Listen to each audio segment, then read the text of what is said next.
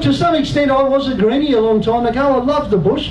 When Bob Brown stood up and said, let's not dam the Franklin, I was fully in favour of that. Let's hold back a bit. We need to preserve our bush. And I still believe we do. But the bush without people is wrong. That's where it goes wrong.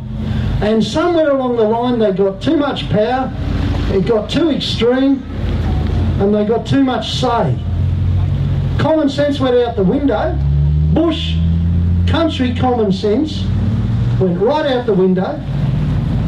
And in return, we got this sort of bureaucratic Mr. Nice Guy running the bush from an office block somewhere in the middle of the city. Now, anybody who's been on the land or had anything to do with the bush knows that doesn't work. Quite simple. Here in Victoria,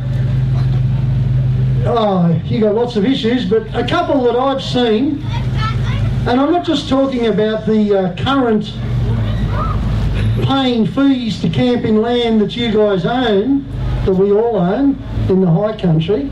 I'm not just talking about the ridiculousness of having to book a campsite somewhere where you've never had to do that. I'm talking about common sense, down-to-earth things, like the inability of these city-based bureaucrats to understand that burn-offs are something the Australian bush needs, and that's the only way to avoid bushfires. Now, I know I've got so many friends in the CFA down here, and they tell me that every time I talk to them. That's the sort of lack of common sense that's come with city-based management of the bush. And right at the end of that, it's us getting locked out, okay? The people who love it, the people who need the bush, the people who want to be in the bush. And another corker, if you want, example from here, there's a wild dog problem in quite a few places in the high country. Now, common sense dictates that you go to the local rifle club, you see this matchbox? If you can hit it at 80 metres, we'll give you a ticket, and in August you can go out and cull some of this problem for us, because it is a problem. And what happens? That approach gets dilated and diluted by all these people who think they know better, all these people who go, oh no, you can't hurt anything, oh that'd be naughty, you can't encourage people to have guns, whatever. And the next thing, they're putting out 1080 baits to kill the dogs, which also happens to kill everything else. And anybody who's seen an animal on a 1080 bait knows that there is nothing crueler. Absolutely nothing crueler. That's the sort of stupidity we get from city-based bureaucrats trying to make regulations for us people who love the bush. Let me give you a little example from New South Wales. I'm from Queensland, but unlike Australians from all over Australia, obviously.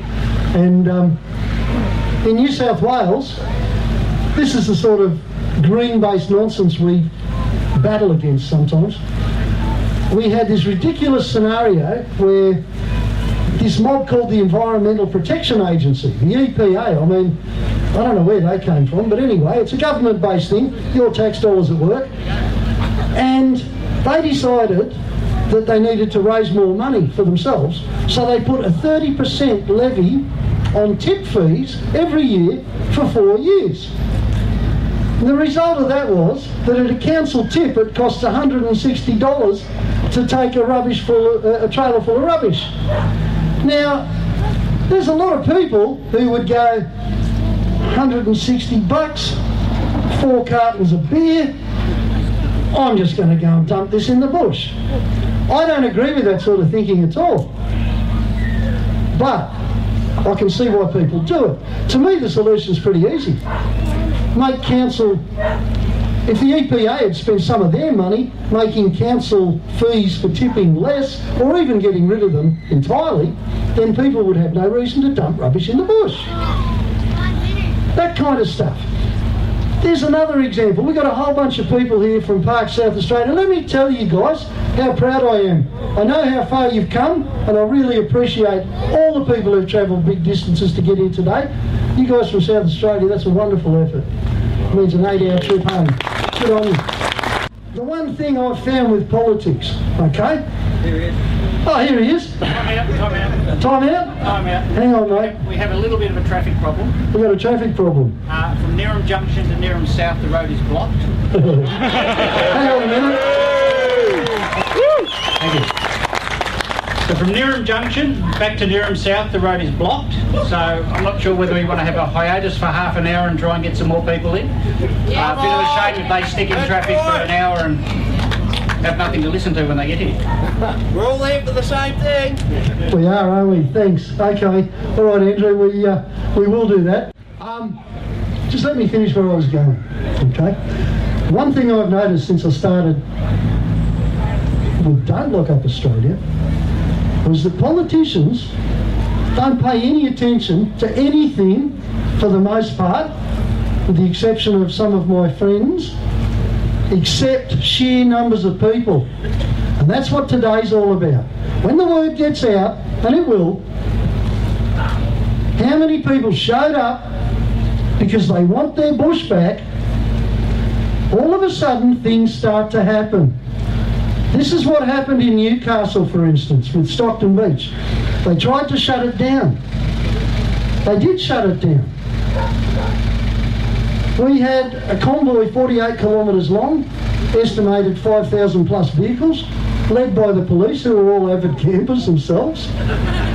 And next thing, there's the local Labor lady got kicked out, the Liberal guy came in, things changed because it was a numbers thing.